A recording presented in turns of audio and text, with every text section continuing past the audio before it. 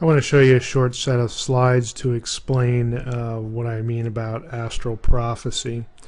These slides come from a PowerPoint that I use when I lecture on this. What you're looking at here is an image from some astronomy software that I have. This red line right here is the ecliptic.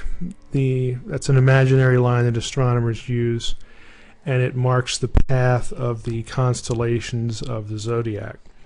Obviously we have sun and moon here along the ecliptic in this illustration.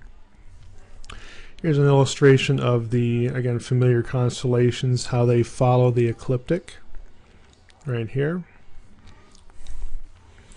Now what we have here, and again this is part of a lecture I do in Revelation 12, is the constellation Virgo, the Virgin.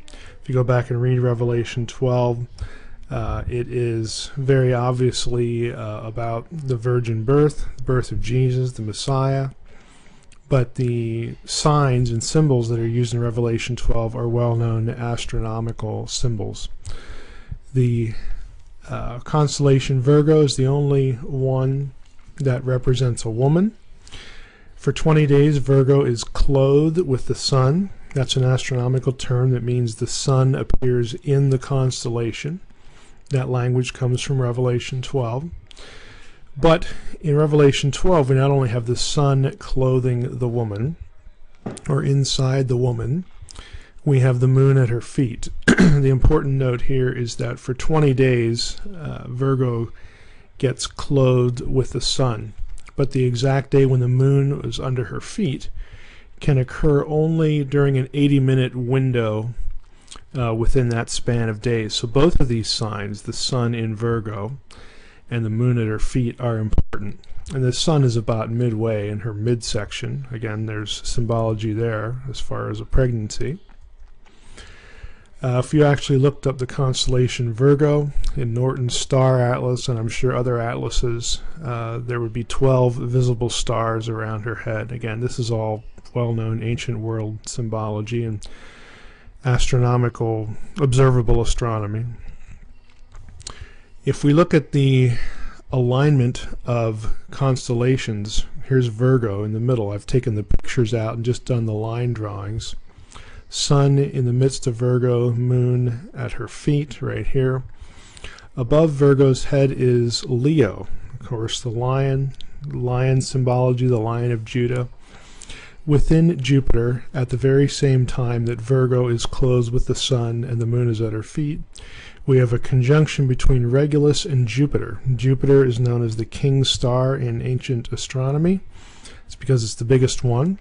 Regulus, of course, if you know Latin, you know that's terminology for the king. That is the king star. So we have the king planet, Jupiter, and the king star, Regulus, in conjunction. If you did any reading on like out of Martin's book or some other sources, this is very important symbology for a royal birth. It's known all through the ancient world. It just so happens that in this situation we have this simultaneous conjunction in the constellation Leo, again, which was in Jewish astronomy and Jewish astrology, and that was practiced for many centuries. We have the sign of a royal birth in the tribe of Judah, which is obviously messianic. And by the way, the whole thing about Jewish astrology, there have been a number of zodiac mosaics uncovered in Jewish synagogues in Palestine in the early centuries, the early church. There are whole dissertations written on this subject, Jewish and Christian attitudes toward the stars. There is an orthodox astronomy, an orthodox astrology, if you want to call it that. In the ancient world, astronomy and astrology are pretty blurred, and there are obvious non-orthodox or pagan systems as well. Below here, below the woman, okay, we have the sun in Virgo and the Virgin, moon at her feet. In modern zodiac, we have here Scorpio and then Libra, the scales. In the ancient world, these were combined. If you can conceive of this in your imagination, here's the tail of Scorpio, and then Libra was thought to be the claws that were joined right here. So this entire set of what are now two constellations were in the ancient world viewed as one, and it was known as the dragon. Again, that's right out of Revelation 12. Here's a superimposed picture over it. Now we have Scorpio and Libra, the scales, but in the ancient times this was one known as the dragon. There's another candidate for the dragon in Revelation 12 on the other side of the ecliptic. We have Hydra right here, but I tend to think that what John is describing is the ancient dragon constellation right here, Scorpio and Libra combined in today's terminology. Now, the important thing about this is that in Revelation 12, all of these signs can occur, again, in only an 80-minute window of each other. So to account for all the signs in Revelation 12 during not just one calendar year, but during a whole series of astronomical periods and ages, you have a very small window of time where all of these things can be present at the same time, where everything is accounted for. The birth of the child in Revelation 12, as I have a note up here, again, whom John identified with Jesus, occurring while the sun was clothing the woman, the king star, king planet in Leo, again, Jupiter, or not Jupiter, but the sign for the tribe of Judah.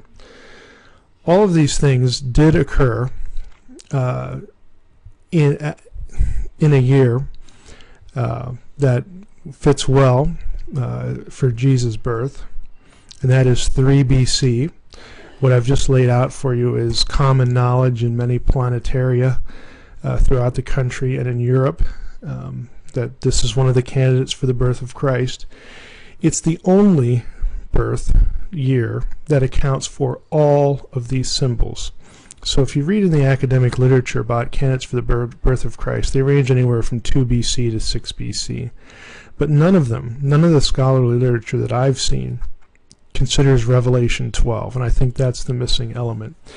The real sort of interesting thing about 3 BC is since this concatenation of signs can only occur in an 80-minute window, we know exactly the date of the birth of the Messiah in 3 BC, and that date is September 11th, which, again, this kind of spooks people.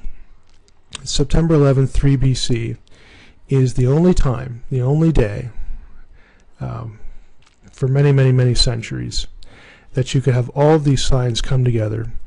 This date as well, if you notice this note, also corresponded at the time to Rosh Hashanah, Tishri 1, New Year's Day for the Jews, which was also the Day of Trumpets. This was the day that many of the ancient kings and rulers of Judah reckoned as their inauguration day of rule. That procedure was followed consistently in the time of Solomon, Jeremiah, and Ezra. This is the day that would have marked the birth of the King of the Jews. So we have an alignment with the Jewish tradition, the Jewish calendar, all the astronomical imagery in Revelation 12. September 11th, 3 BC can also accommodate all of the circumstances associated with the death of Herod and all these historical questions that come up when people are trying to come up with a date for the birth of Christ. And again, you won't find this in a lot of the scholarly literature because they aren't considering Revelation 12. They're using Matthew 2 with the wandering star, and what that was, it was the conjunction of Jupiter and Regulus.